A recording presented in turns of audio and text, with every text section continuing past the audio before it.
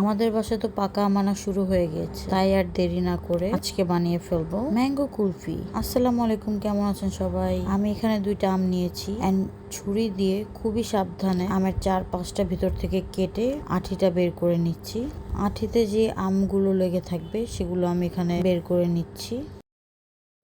তারপর আমি একটা ব্লেন্ডার একদম অল্প একটু পানি দিব, যেহেতু 2টা আম।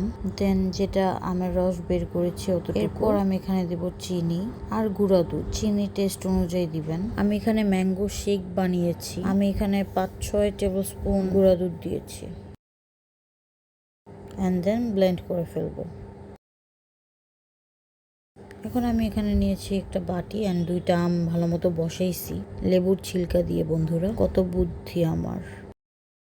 এখন এই আমের ভিতরে আমি ওই ম্যাঙ্গো শেকটা ঢেলে দিব। আমি যখন আম কাটতেছিলাম আমি এই আমের মুখটা ফেলে দেই নাই, কারণ এই মুখটা দিয়ে আমি পরে এই আমগুলো ঢেকে দিব।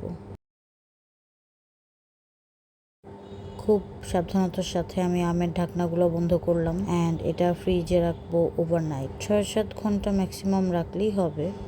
বরফ থাকা অবস্থায় আমি এই আমগুলো ছিলবো অ্যান্ড এখন আপনার যেইভাবে ইচ্ছা সেইভাবে কাট করে খেয়ে ফেলবেন। আজকের ভিডিওটা এতটুকুই। ভালো লাগলে লাইক করে দিবেন, আমার পেজটাকে ফলো করে দিবেন, ইউটিউব থেকে হয়ে থাকলে চ্যানেলটা সাবস্ক্রাইব করে দিবেন। আল্লাহ হাফেজ।